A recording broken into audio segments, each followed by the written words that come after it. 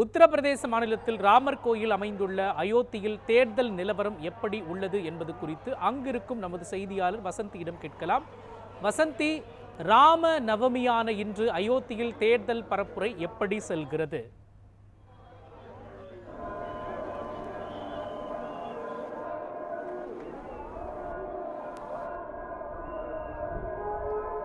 அயோத்தியா, அதாவது தி land of Rama அப்படின்ற இந்து நம்பிக்கை கொண்டவர்கள் பெரும்பாலும் அயோத்தியில் தான் ராமர் பிறந்தார், அங்கே தான் அவதரித்தார் அப்படின்னு அவர்கள் இந்துக்களுடைய நம்பிக்கையாக கருதப்படுகிறது.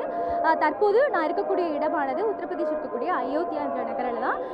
இங்கே எனக்கு பின்னாடி தான் ராமர் கோவில் இங்கே கட்டப்பட்டிருக்குது. கடந்த ஜனவரி 22ஆம் தேதி அதற்கான குடமுழுக்கு தொடங்கி ராமர் கோயில் அன்று தினத்திலிருந்து அயோத்தியிலிருந்தும் மற்ற இந்தியா முழுவதும் இருக்கக்கூடிய ராம பக்தர்கள் ஆயிரக்கணக்கானோர் இங்கு குழுமி தங்களுடைய கடவுளான ராமரை வணங்கி செல்லக்கூடிய விஷயங்களை தொடர்ந்து பார்த்துட்டு இருக்கோம்.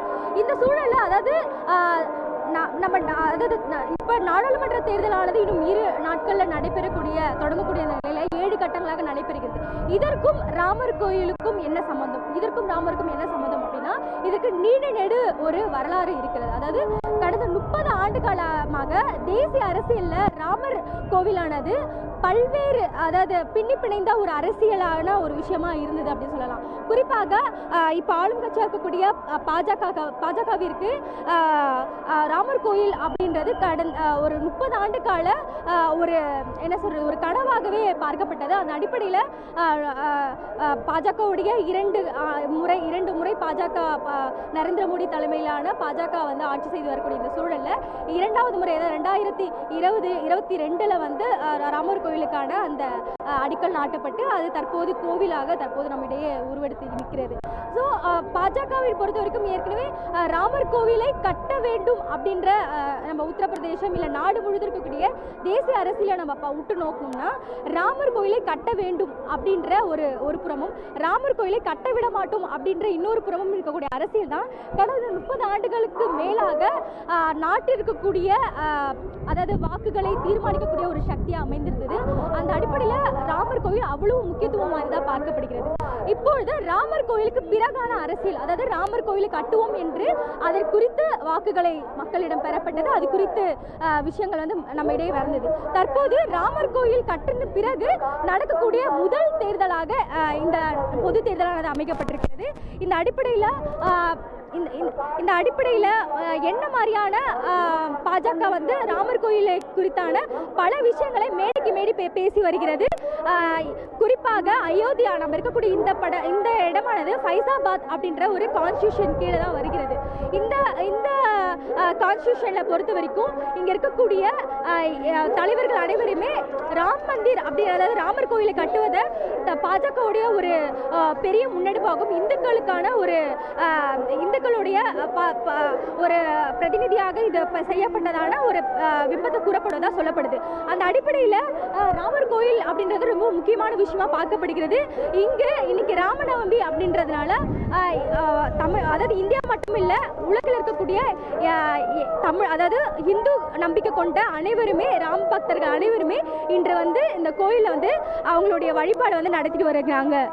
மோகன்.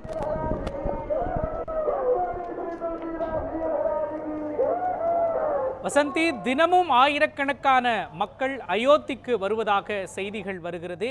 குறிப்பா இன்று மக்கள் கூட்டம் அங்கு எப்படி இருக்கிறது? என்ன மாதிரியான சிறப்பு வழிபாடுகள் அங்கு நடைபெற்று வருகிறது? சொல்லுங்க.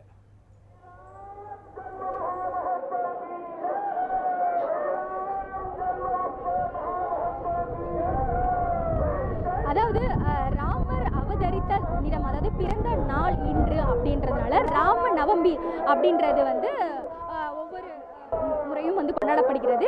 அது இந்துக்களுடைய நம்பிக்கையாக அது கருதப்படுவதனால இன்றைய தினம், அதாவது ஜனவரி 22ஆம் தேதி தொடங்கி தற்போது 3 மாதங்கள் ஆகிறது ராமர் கோயில் எழுப்பப்பட்டு. ஸோ இதோடைய முதல் பிறந்த நாள் என்பதனால இங்க இருக்கக்கூடிய ராம பக்தர் அனைவருமே இந்த ராம நவமி அவர்களை வழிபட சொல்றதுக்காக குழுமிருக்கிறார்கள். ஏற்கனவே ஒவ்வொரு ராம மந்திர் இந்த கோவில் கட்டப்பட்டதிலிருந்து தொடர்ச்சியாக அருகில் இருக்கும் இந்தியாவில் இருக்கக்கூடிய எல்லா ராம பக்தர்களுமே தொடர்ச்சியாக இங்க வந்திருக்கிறார்கள். இன்று ஒரு சிறப்பு தினம் என்பதனால லட்சக்கணக்கான பக்தர்கள் இங்கு வந்திருக்கிறார்கள். நான் குறிப்பாக அயோத்தியா நம்ம வந்து அங்கே ரீச் ஆகணும்னா அங்கேருந்து 5 கிலோமீட்டர் நடந்து தான் இங்கே வந்து உள்ளே வர முடியும். அப்படியான கட்டுப்பாடுகள் விதிக்கப்பட்டிருக்கு. அது மட்டும் இல்லாமல் தற்போது ராமருடைய அந்த அந்த விஷயத்தை வந்து நேரில் பார்க்கறதுக்கு நிறைய பேர் வர வேண்டாம்னு நிறைய கட்டுப்பாடுகள் விதிக்கப்பட்டிருக்கு. சமூக ஊடகங்கள் மற்ற மூலமாக அனுப்புவோம், யாரும் நேரில் வர வேண்டாம் அப்படின்னும் ஒரு இங்கே இருக்கக்கூடிய ராமர் கோவில் அறக்கட்டளை வந்து சொல்லப்பட்டிருக்கு. குறிப்பாக இங்கே நிறைய LED ஸ்கிரீன்கள் வந்து போடப்பட்டிருக்குது. அதன் மூலமாக பக்தர்கள் ஒருவேளை நேரில் வந்து அவர்கள் கூட்ட நெரிசலில் அவதிப்பட வேண்டாம் என்ற அங்கே 100க்கும் மேற்பட்ட LED ஸ்கிரீன்கள் அமைக்கப்பட்டிருக்கிறது.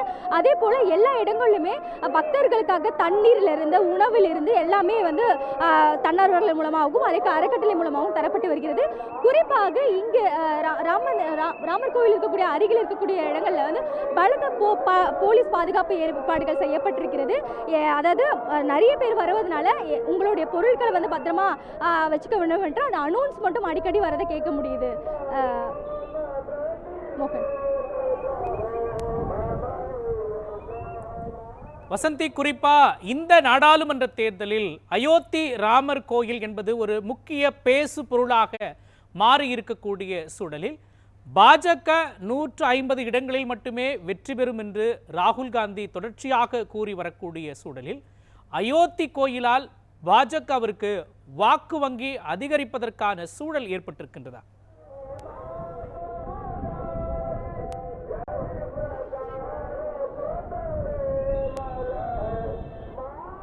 கண்டிப்பாக மோகன். அதாவது நாம முதலே சொன்ன மாதிரி தான் ராமர் கோவில் கட்டுவதற்கு முன்பு இருந்த அரசியலும் ராமர் கோவில் கட்டிய பிறகு இருக்கக்கூடிய அந்த அரசியலுமே ஒரு புதிய கோணத்தை எட்டியிருக்கு அப்படின்னு தான் பார்க்க முடியும். ராமர் கோவிலுக்கு நாங்கள் கட்டுவோம் அப்படின்ட்டு வாக்குகளை அறுவடை செய்த பாஜக தற்போது கோயிலை எழுப்பியிருக்கிறது. அதன் மூலமாக தற்போது அயோத்தியை மட்டுமல்லாமல் ராமரை முன்னிறுத்தி பல இடங்களில் பிரச்சாரங்களை வந்து முன்னெடுத்துட்டு வராங்க. இதை வந்து அரசியல் செய்ய வேண்டாம் என பாஜக கூறினாலும் எதிர்கட்சிகளும் ராமர் கோவில் குறித்தான பல விமர்சனங்களை முன்வைத்து அதுவும் ஒரு விதமான விமர்சனங்களை வந்து முன்வைக்கப்படுகிறது.